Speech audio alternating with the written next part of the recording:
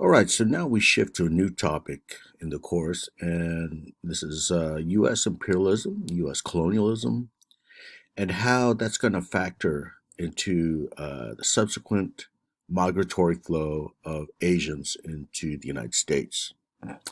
Now, we discussed imperialism earlier, and that was in the context of Japan, if you recall, the Meiji Restoration, and that was again the intensive effort of modernization undertaken by Japan in order to thwart the possibility of European imperialism, European colonialism.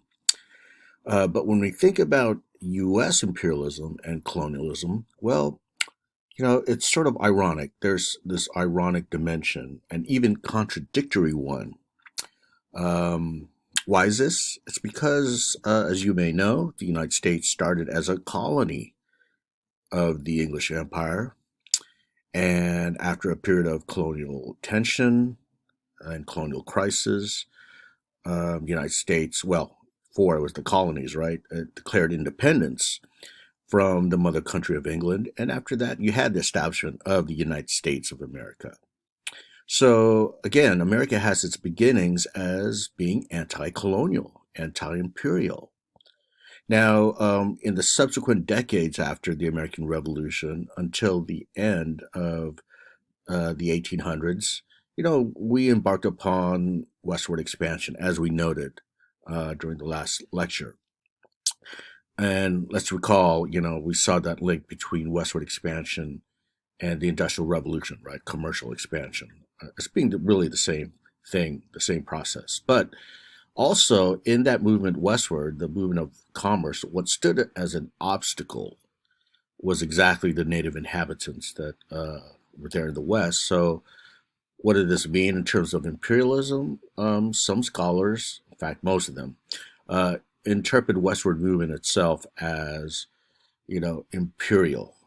That is to say, um, they're basically coming in uninvited to these lands in the West, and if it meant the extermination, if not the resettlement and forced settlement in these reservations, well, so be it. Right. Okay, so that's what's kind of ironic about this is we're talking about a shift in American attitude and foreign policy itself, a shift towards overseas imperialism, because what I just described was continental imperialism. So now we're going abroad, but we don't look towards the Atlantic Ocean. We actually look west. So this brings up the question, when we think about westward expansion, did it stop? Did westward expansion cease to occur once we reached the shores of the Pacific in, say, California or Washington? The answer is no. We kept going west. So we're going west across the Pacific this time. All right, so this is what's important to note here is that connection between this adventurism, so to say, in the West, towards the West, excuse me, in the Pacific region. And I'll discuss why the United States looked at the Pacific with particular geopolitical interest.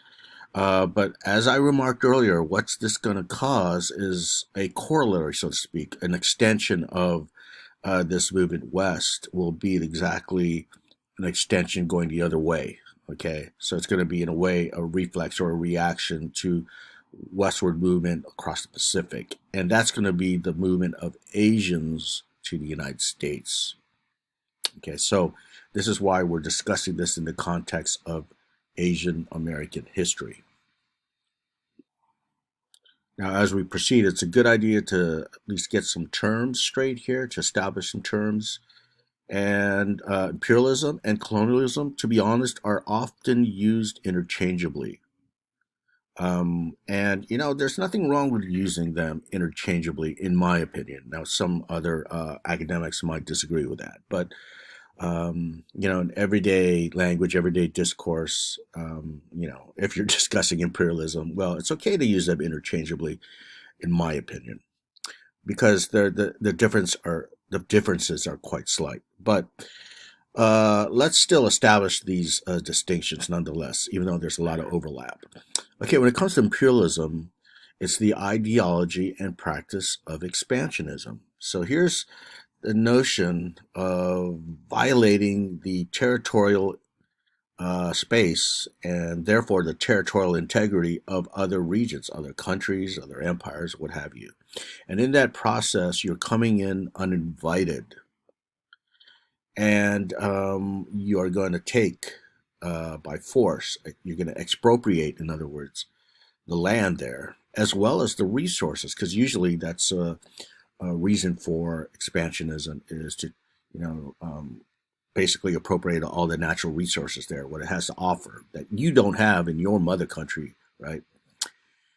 So you're doing that for the benefit of your country. You're expanding into this region to control it, and the more colonies you gain, the more mightier you become, according to this logic of imperialism back then. So you can see that colonialism is very close in meaning. The control of foreign territory, whereby a country expropriates foreign land, resources, and even native labor, right, for its benefit. For example, the Spanish Empire would colonize part of present-day, Mexico, the Aztec Empire, and what they did is enslave the natives for their labor needs, in order to mine the gold and silver in Mexico, and therefore Spain got really rich off this. Okay, an empire is a political construction in which one state dominates another one, or a series of states. Okay, so these are all closely related, obviously. They overlap a lot. Some people say imperialism is more of the ideology and colonialism is the practice, right? Imperialism is the approach, and then colonialism is the actual effort to realize this ideology. Okay, so here is where we're going to see it applied to U.S. foreign policy. And the question that arises is this.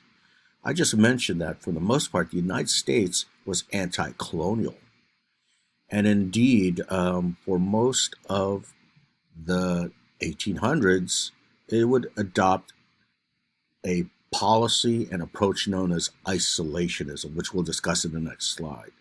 And the big question that emerges is, why would the United States make a fundamental change in its attitude and approach, shifting from isolationism to imperialism?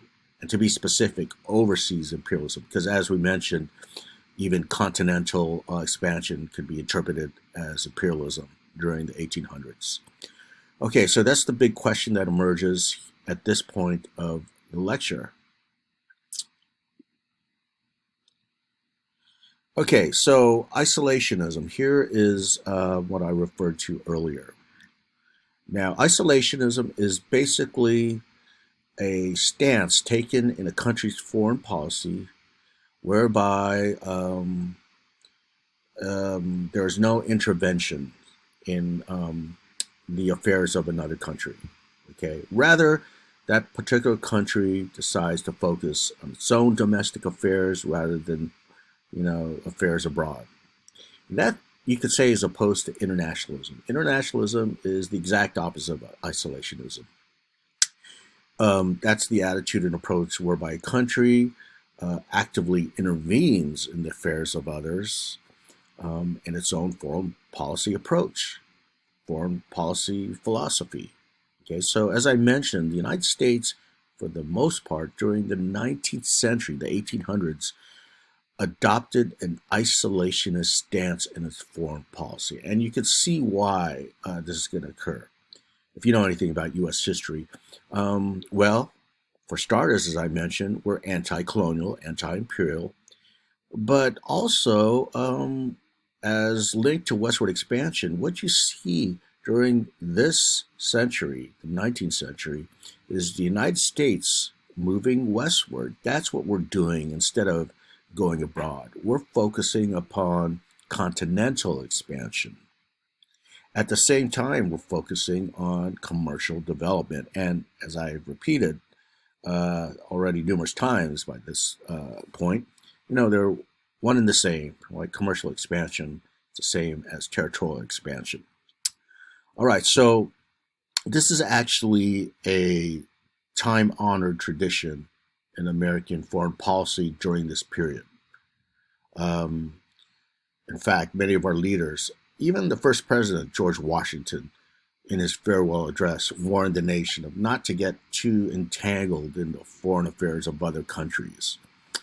And then, well, there's a famous quote by John Quincy Adams in a speech where he says, "We should not go in search of monsters to destroy abroad." Okay, that's a paraphrase. Okay, we should not go abroad in search of monsters to destroy. That's actually more closer. Okay, so that paraphrase is basically a reflection of isolationism, right? Just stick to your own affairs and focus on your own continental, geographical, and economic development, and stay out of foreign affairs. And not to mention that there's this great distance between the United States geographically and the empires of Europe. And during this century, the 19th century, is really the high point of European imperialism. In other words, their foreign policy was the exact opposite of isolationism. Um, Various European empires were going abroad in search of colonies in other continents. And, in the act, they're expanding their own empire. So you see the English Empire, the Spanish Empire, even though they're dwindling by the 1800s. The French Empire gaining colonies in North Africa and so forth.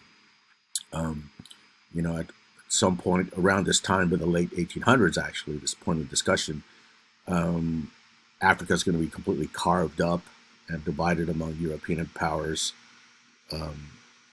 except for one country, Ethiopia. But all the other areas will be basically divided among European empires. So this is, again, the exact opposite of isolationism.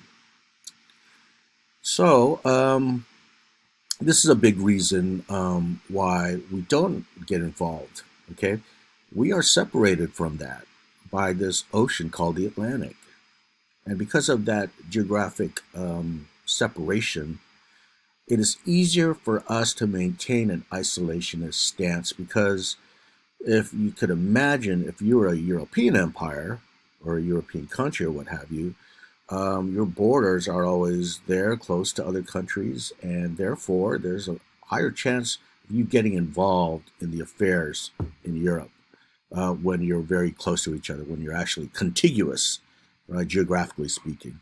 That's opposed to being separated, where you could isolate yourself from what's going on in Europe. Okay. So that's one reason for the time-honored approach of isolationism. So just to sum it up, it was a political tradition from even Washington through the 1800s to maintain an isolationist stance. In fact, American leaders saw it as a virtue. Secondly, we're too focused on our own domestic affairs.